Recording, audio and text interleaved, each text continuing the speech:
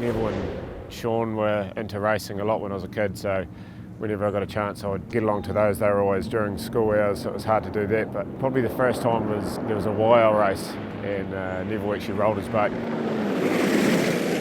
And Garth McMaster was racing, and I was at school with his son, so we both just ducked out of school, out of car, so we shot down to watch the race there. And yeah, I was also always sort of interested in what they had going on in the garages and things, and then from there into pleasure boating as you do, and then it's one of those things that's fairly attractive.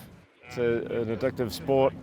Started out, I thought I'd be content in CX. I had a motor of that for a year or so. I was living in Aussie for a bit, so it was easy.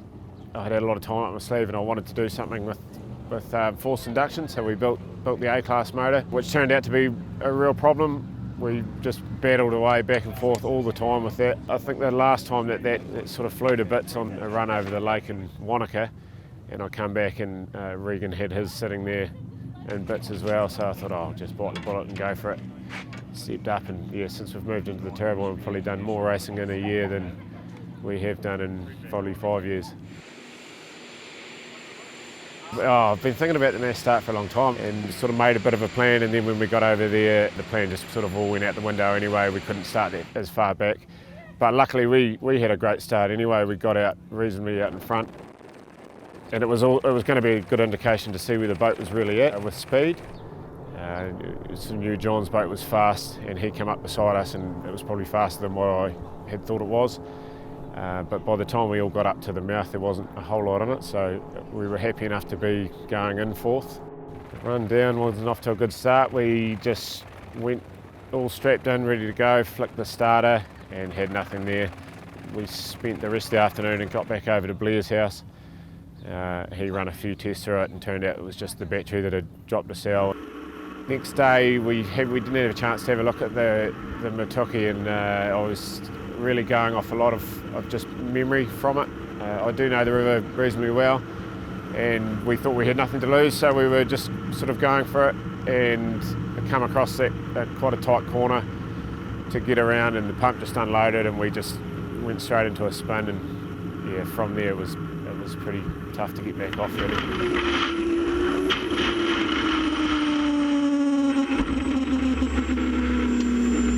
Yeah, I like the Waitaki, and I think from this race I've learnt a lot from that. A lot of time can be made up on the Waitaki if you know it well. Mike's proven that throughout the years now, so that's one that we'll look forward to in the future to spend a bit more time on. It's an easy river to not get too nervous about, but at the same time there is a lot of time to be made up and lost. Missing the Rakai was a bit of a shame really. I'd spent that lay day on it, 'cause we luckily didn't have to do any boat maintenance, so we had all day to check the Rakai out. And I've only ever raced the Waimak once, so yeah, it was a lot of quick thinking in the morning because there was no chance to think much about it.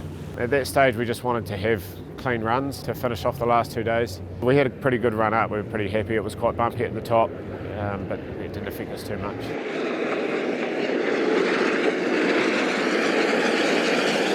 Coming down, not so flash. There was a bit of panic and rush on. We probably didn't have the trailer in the best position.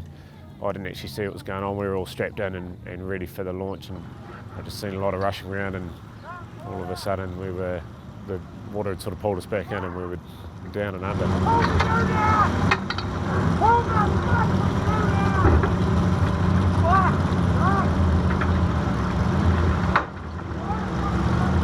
We were pretty fortunate there was enough people around and trucks, and just hopped straight on. And yeah, some people had seen it happen before, so they knew exactly what to do. And we were lucky Regan was there as well. He jumped straight in and helped us out. So we got out, missed the leg, which is unfortunate. We thought we would have had bigger problems, but we were pretty lucky with who was around as well. We got back to James's house, and Mark Cromie and Regan Williamson both turned up, who knew what they were doing, and they sort of took over and helped us out, and we had it fired up probably half an hour later. The final day was probably the best day, I think.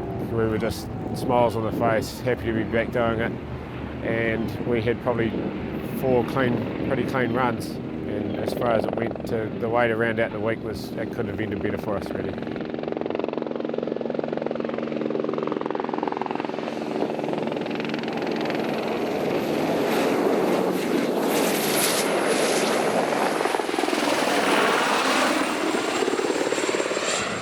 We're so lucky to have Golden Homes on board. It's hard to find somebody who's passionate and wants to lend a hand and do bits and pieces. So yeah, I'm very fortunate to have Ethan there backing us and coming along with us.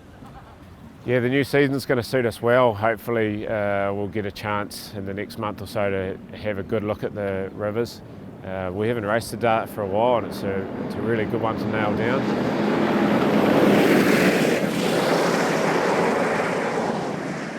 I love getting over there anyway, so it's going to be, we'll have no excuses not to be able to perform on the Otago series coming up.